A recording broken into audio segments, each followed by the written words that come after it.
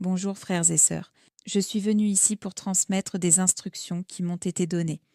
Et par obéissance à notre Père, je les transmettrai telles qu'elles m'ont été montrées, sans rien inventer, ajouter ni changer.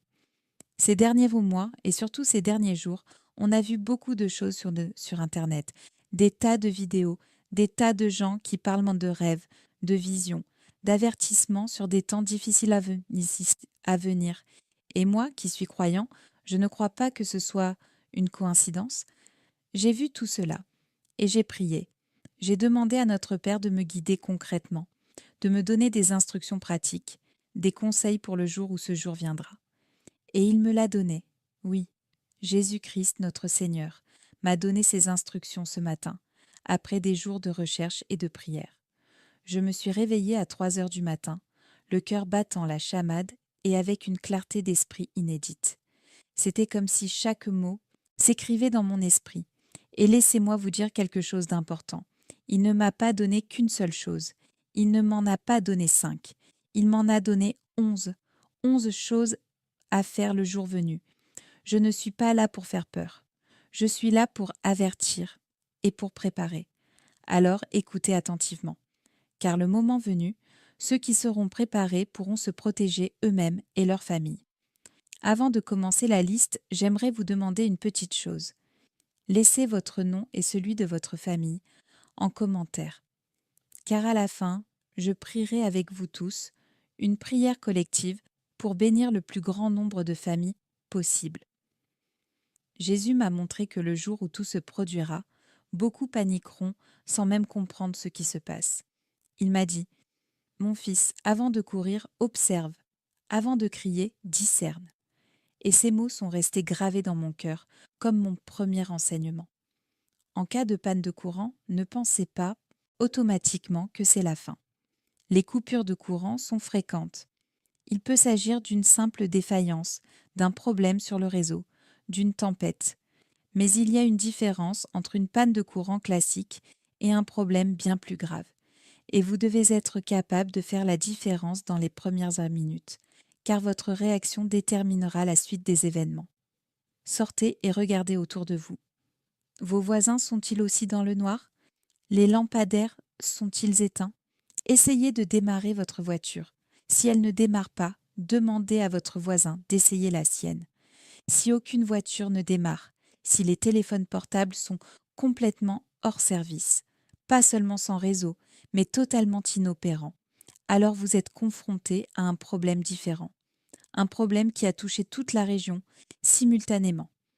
Le Seigneur m'a montré que le calme des premières 60 secondes permet de distinguer les sages des insensés. Tandis que certains crieront et courront sans but, ceux qui auront entendu cette parole prendront une profonde inspiration, évalueront la situation et agiront avec détermination. Ce n'est pas le moment de désespérer, mais le moment de discernement. En 2017, mon quartier est resté sans électricité pendant 4 jours après une violente tempête. La moitié des habitants ont réagi comme s'ils campaient sur place. L'autre moitié paniquait déjà dès le 2e jour et se battait dans les files d'attente des supermarchés. La différence, ceux qui avaient là compris la situation dès le début se sont organisés. Ceux qui ne l'avaient pas comprise ont souffert inutilement.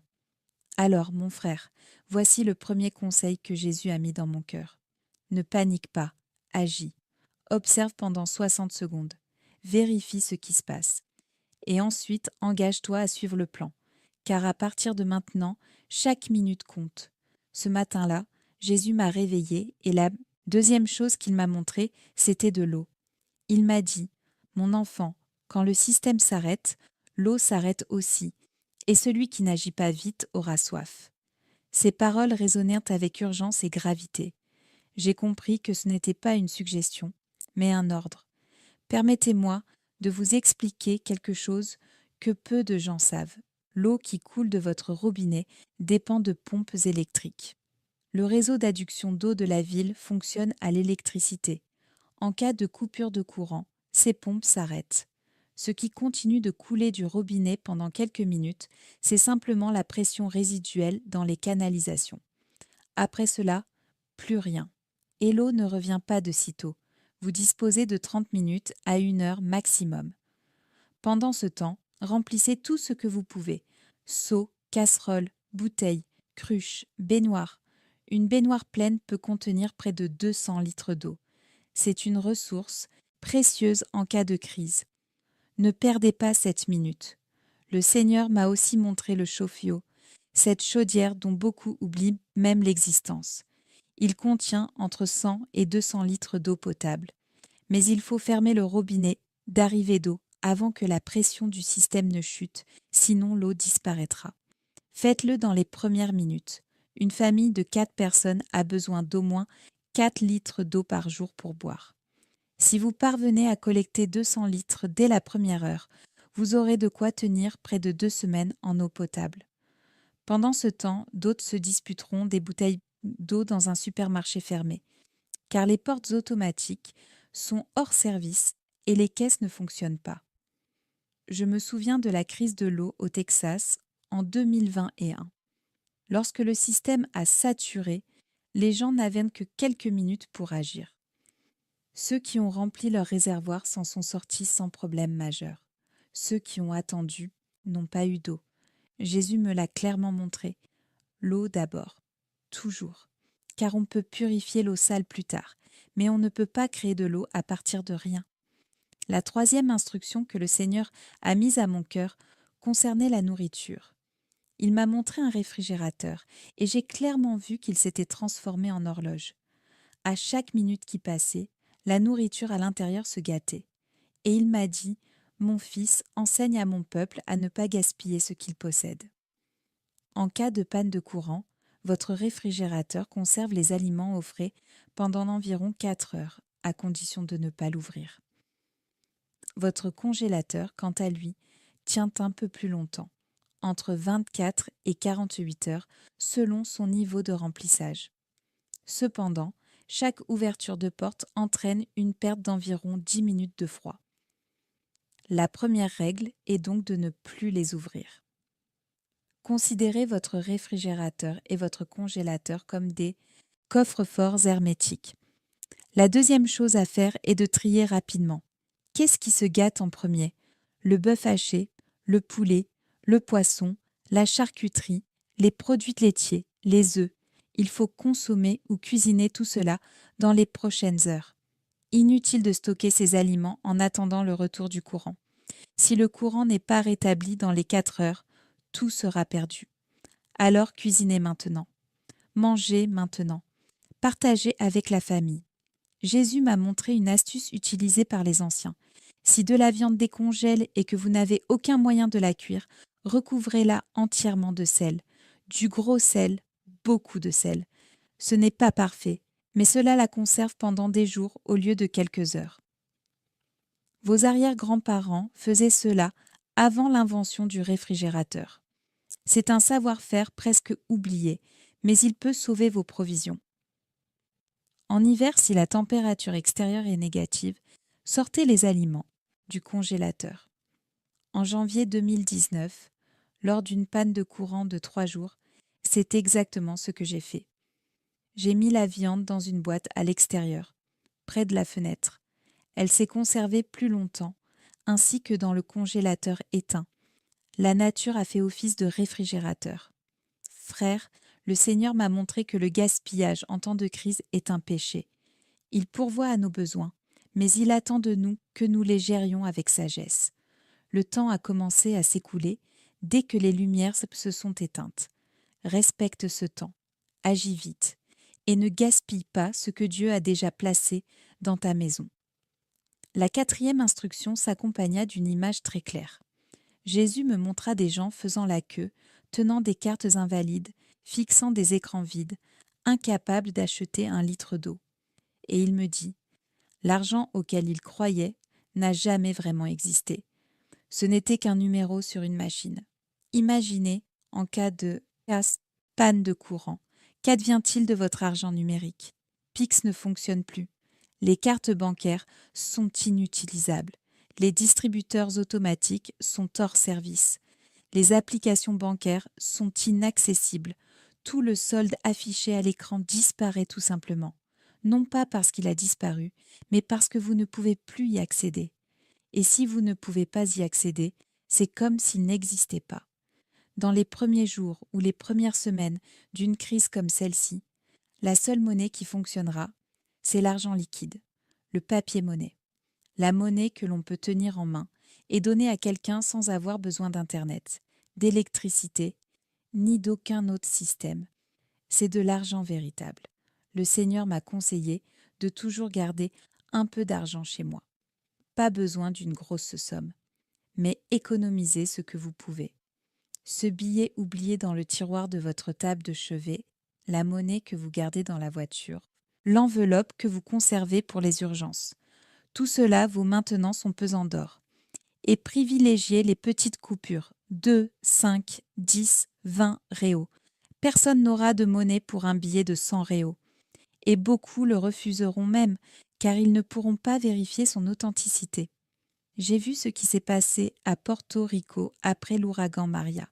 Le système financier numérique a mis des mois à se rétablir. Ceux qui avaient de l'argent liquide pouvaient encore faire des achats. Ceux qui dépendaient uniquement des cartes de crédit ont connu des difficultés, même avec des soldes bancaires positifs. Jésus m'a montré qu'il faut tirer cette leçon avant et non après. Et une dernière chose importante, ne faites pas étalage de votre argent. Gardez-le précieusement. Cachez-le. Utilisez-le avec sagesse et discrétion. Pendant un temps, votre argent vaudra plus que bien des choses, jusqu'à ce que tout le monde s'en aperçoive. Anticipez, soyez prévoyants et remerciez Dieu pour chaque facture que vous parvenez à économiser. Jésus m'a montré des rues remplies de voitures garées, des voitures neuves, belles, modernes, toutes à l'arrêt, et au milieu d'elles, une vieille camionnette, une de celles des années 70, passée tranquillement. Et le Seigneur m'a dit, tout ce qui paraît vieux n'est pas forcément inutile, et tout ce qui paraît neuf ne te sera pas forcément utile. Je vais vous expliquer ce qui se passe. Les voitures modernes sont en quelque sorte des ordinateurs sur roues. Elles sont équipées de capteurs, de puces et de modules électroniques qui contrôlent tout. L'allumage, le carburant, les freins, la direction. Une impulsion électromagnétique détruit ces composants. Des études menées par le département des transports des États-Unis ont montré que plus de 90% des véhicules modernes subiraient une panne critique en cas d'incident de ce type. Si votre voiture était en marche au moment de l'incident, elle est probablement hors service. Si elle était éteinte, certains systèmes ont peut-être survécu. Mais avant d'essayer de la démarrer, débranchez la batterie. Cela empêchera toute surtension résiduelle d'endommager davantage les composants restants et protégera ce qui peut encore être sauvé. Le Seigneur m'a fait prendre conscience de l'importance de connaître les voitures de collection. Les véhicules fabriqués avant les années 1980, surtout ceux à vocation mécanique, ont bien plus de chances de survivre. Les vieux pick-up diesel, les voitures à allumage par rupteur, les vieux tracteurs agricoles, ce sont des machines simples, faites de métal et de mécanique, sans aucune technologie numérique susceptible de s'encrasser.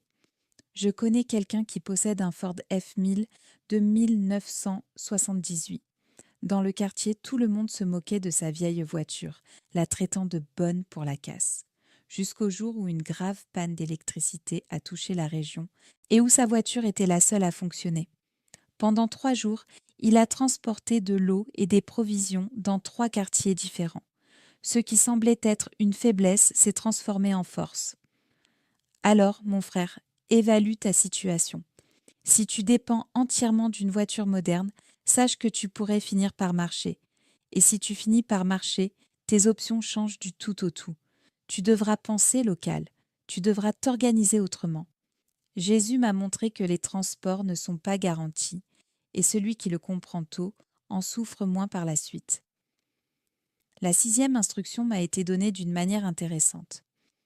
Jésus m'a montré une vieille boîte en métal, comme un pot de peinture ou une poubelle, et m'a dit « Ceci protégera ce qui compte ». Je n'ai pas compris sur le moment, mais plus tard, il m'a expliqué ce qu'était une cage de Faraday. Tout n'a pas été détruit. Certains appareils, éteints, débranchés ou rangés à des endroits stratégiques, ont pu survivre. Une radio à pile, une lampe torche, un vieux téléphone portable, des piles de rechange. Ces objets peuvent faire toute la différence entre être informé et ignorer complètement ce qui se passe dans le monde. Une cage de Faraday est simplement un récipient métallique qui bloque les ondes électromagnétiques. Nul besoin d'un laboratoire pour en fabriquer une. Prenez une boîte métallique avec couvercle, une poubelle, un pot de peinture, une grande boîte à biscuits. Tapissez l'intérieur de carton ou de tissu, car les appareils ne doivent pas être en contact direct avec le métal. Placez vos objets importants à l'intérieur et fermez hermétiquement. Le Seigneur m'a montré une autre méthode, encore plus simple. Il suffit de prendre l'appareil, de l'envelopper dans un tissu ou du plastique, puis de le recouvrir de 3 couches de papier aluminium bien scellé. Des tests menés par des radioamateurs en 2024 ont démontré que cette méthode artisanale bloque plus de 95% des fréquences électromagnétiques. C'est simple, économique et efficace. Imaginez l'importance d'une radio fonctionnelle quand personne d'autre n'a d'informations. Vous pourrez entendre les alertes d'urgence, les informations sur la situation et les consignes des autorités. Pendant que tous les autres sont dans le noir, ignorant tout, vous aurez une fenêtre sur le monde extérieur. Jésus m'a montré qu'en temps de crise, l'information vaut plus que la nourriture. Je garde une radio à manivelle dans une boîte métallique à la cave. Elle m'a coûté 150 réaux. Si jamais j'en ai besoin, cette radio sera mon lien avec le reste du monde. Le Seigneur m'a appris à protéger les outils qui développent mes capacités, ma conscience et ma sécurité. Fais de même, mon frère. C'est l'un des enseignements qui m'a le plus touché. Jésus m'a montré des familles séparées, des parents sans nouvelles de leurs enfants, des femmes sans nouvelles de leur mari. Et il m'a dit, « Mon enfant, la communication sera rompue, mais ceux qui ont anticipé restent unis. Votre téléphone portable est hors service. WhatsApp n'existe plus. Impossible d'envoyer des SMS, d'appeler ou de localiser qui que ce soit. Toutes ces technologies qui vous reliaient à vos proches ont tout simplement disparu. Et maintenant, comment retrouver votre famille? C'est pourquoi il est essentiel d'avoir un plan avant même d'en avoir besoin. Un point de rencontre convenu à l'avance. Un lieu précis où chacun sait où se rendre en cas de rupture de communication. Dans ma famille, l'accord est simple. Si un problème grave survient et que personne ne parvient à communiquer, chacun rentre chez soi. Sans détour, sans hésitation, sans attente. On se retrouve ici. Le Seigneur m'a aussi montré l'importance d'un plan B. Que faire si la maison est inaccessible? Et s'il y a un danger dans les environs? Prévoyez un deuxième point de rencontre, convenu à l'avance.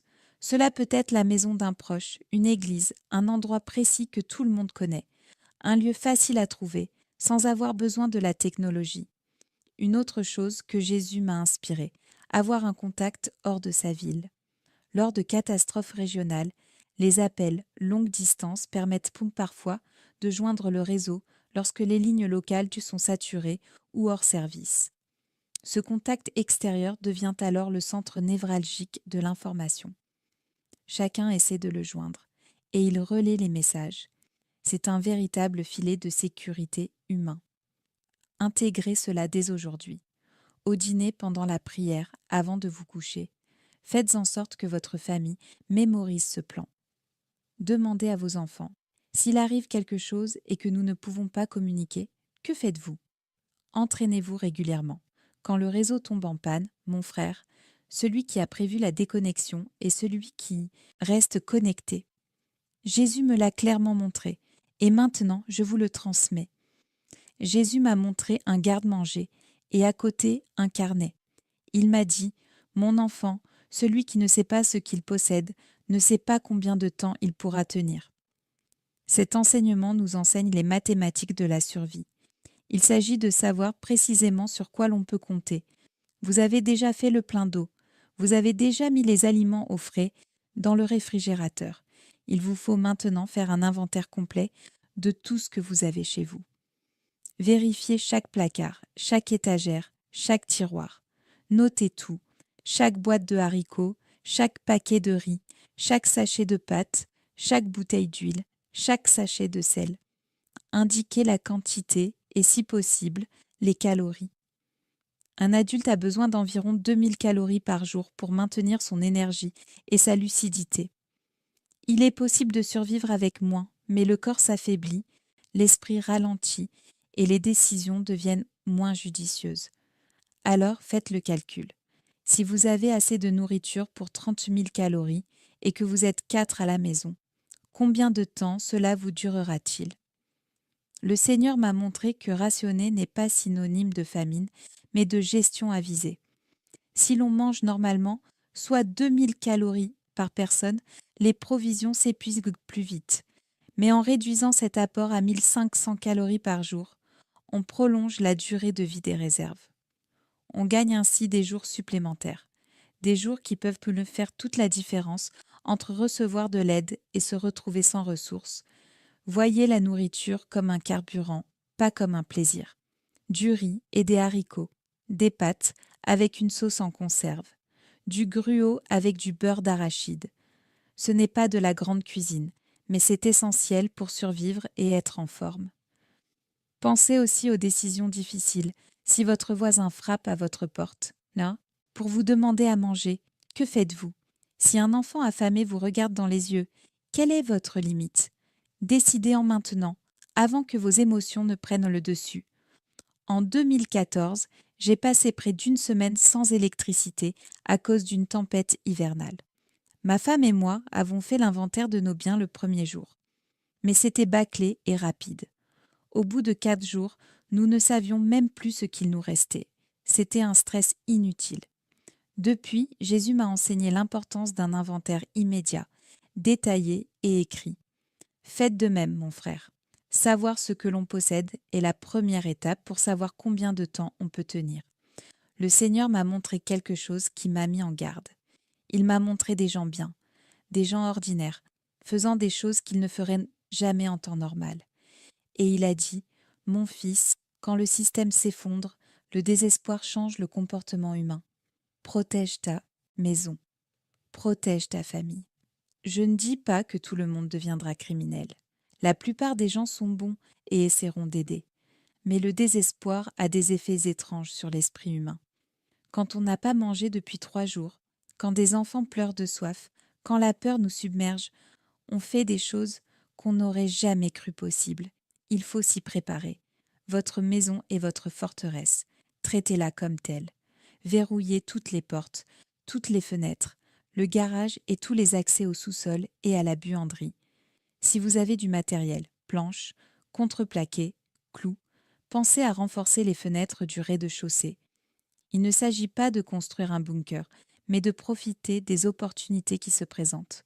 Jésus m'a montré l'importance de la vigilance. En famille, organisez-vous par roulement. Une personne reste éveillée pendant que les autres dorment. 4 heures d'éveil, 4 heures de repos. La fatigue altère le jugement. Et un mauvais jugement en temps de crise peut avoir des conséquences désastreuses. Restez vigilant et assurez-vous de rester à tour de rôle. Et soyez discret. Si vous avez un groupe électrogène, n'illuminez pas toute la maison comme si c'était une fête. Si vous avez de quoi manger alors que d'autres n'en ont pas, ne laissez pas l'odeur de la cuisine se répandre. Montrez-vous aussi démunis que ceux qui vous entourent, non par tromperie, mais pour vous protéger. Le Seigneur m'a enseigné cela comme le principe de l'homme discret, qui est sanon, ne vous faites pas remarquer, ne vous faites pas remarquer, passez inaperçu. Mais Jésus m'a aussi montré que l'isolement total est dangereux. On a besoin d'alliés, des voisins de confiance, des frères et sœurs dans l'Église, des personnes dont on connaît le caractère. 3 semaines après une crise, ceux qui ont du soutien en communauté mangent mieux, dorment plus paisiblement et gardent leur équilibre. Ceux qui ont essayé de tout faire seuls sont épuisés, vulnérables et au bord du gouffre. Entoure-toi de gens, Choisis bien, mais construis-le. Tu ne peux pas y arriver seul, mon frère. Ce fut l'un des enseignements les plus profonds que Jésus m'ait donné. Il m'a montré des gens qui avaient de quoi manger, de l'eau et un abri, mais qui étaient brisés intérieurement. Et il m'a dit, « Mon enfant, le corps peut survivre des semaines. L'esprit, lui, peut se briser en quelques jours. Prends soin de ton être intérieur autant que de ton être extérieur. » La plupart des gens tiennent le coup le premier jour, peut-être la première semaine, mais ensuite ils commencent à s'effondrer. Pourquoi ? Parce qu'ils n'ont pas changé d'état d'esprit. Ils ont continué d'attendre que les choses redeviennent normales et quand ce ne fut pas le cas, le désespoir les a envahis. Il ne faut surtout pas tomber dans ce piège. Une crise comme celle-ci ne se résume pas à une panne d'électricité de 3 jours. Les experts estiment qu'un rétablissement complet pourrait prendre des mois, voire des années. Vous n'êtes pas en mode de survie temporaire, mais en mode de vie durable. Et une vie durable exige une structure, une routine et un but. Le Seigneur m'a enjoint d'établir des horaires, même dans le chaos. 1 heure pour se lever, 1 heure pour manger, 1 heure pour s'occuper des tâches essentielles, 1 heure pour se reposer. L'être humain a besoin de rythme. Sans rythme, l'esprit se perd. Avec un rythme, même dans les situations extrêmes, on retrouve un sentiment de contrôle, de normalité, d'espoir. Répartissez les tâches entre les membres du foyer. Qui s'occupe de l'eau? Qui prépare les repas? Qui fait le guet? Qui écoute la radio? Chacun a sa part. En temps de crise, une personne inactive devient un problème, pour elle-même comme pour les autres. Fixez-vous de petits objectifs quotidiens. Aujourd'hui, nous renforçons la porte arrière. Demain, nous rangeons les outils. La semaine prochaine, nous installons un système de récupération d'eau de pluie. Chaque progrès, même minime, est source de motivation. Jésus m'a aussi montré que l'ennui et la peur sont des ennemis aussi dangereux que la faim. Si vous avez des livres chez vous, lisez-les. Jouez à des jeux de société en famille. Jouez d'un instrument de musique. Racontez-vous des histoires. Préservez l'humanité. J'ai vu un documentaire sur le siège de Sarajevo dans les années 90. Les gens ont vécu assiégés pendant plus de 3 ans. Les survivants n'étaient pas seulement ceux qui avaient des provisions, c'étaient ceux qui ont maintenu la culture, la musique, les histoires, les liens humains. Protégez l'essentiel, certes, mais protégez aussi votre esprit, vos relations, votre raison d'être. J'ai gardé cette instruction pour la fin, car Jésus m'a dit que c'était la plus importante de toutes. Il m'a montré 2 personnes traversant la même crise. L'une avait des provisions, un plan, tout était en ordre, mais il lui manquait la foi. L'autre avait moins de ressources, plus de difficultés, mais Dieu était dans son cœur. Et le Seigneur m'a demandé, laquelle, à ton avis, surmontera complètement cette épreuve? Frère, tu peux avoir des réserves d'eau, des provisions, une maison sécurisée, un plan de communication. Tout est en ordre. Mais sans foi, tu n'y arriveras pas, car il viendra un moment, et je te le garantis, où la situation semblera désespérée, où la peur t'envahira, où tu regarderas autour de toi et ne verras aucune issue. Et à ce moment-là, seule la foi te soutiendra. Le Seigneur m'a enseigné à prier chaque jour, sans exception. Même fatigué, même effrayé, même sans voix. Réunissez votre famille et priez ensemble. Lisez la Bible, même dans l'obscurité, même d'une voix tremblante. La parole de Dieu est une lampe à nos pieds et une lumière sur notre chemin. Et nous n'aurons jamais autant besoin de cette lumière que dans les moments les plus sombres. N'oubliez pas ce qui est écrit. Dieu ne nous a pas donné un esprit de crainte, mais un esprit de force, d'amour et de sagesse. Quand tout autour de vous paniquera, votre paix sera votre plus grand témoignage. On vous regardera et on vous demandera « Comment fais-tu pour être si calme ? Comment y arrives-tu » Et vous pourrez répondre « Parce que je sais en qui j'ai confiance ». Jésus m'a montré que les temps de crise sont aussi des temps de moisson. Ceux qui refusaient d'entendre parler de Dieu seront en quête désespérée d'espoir.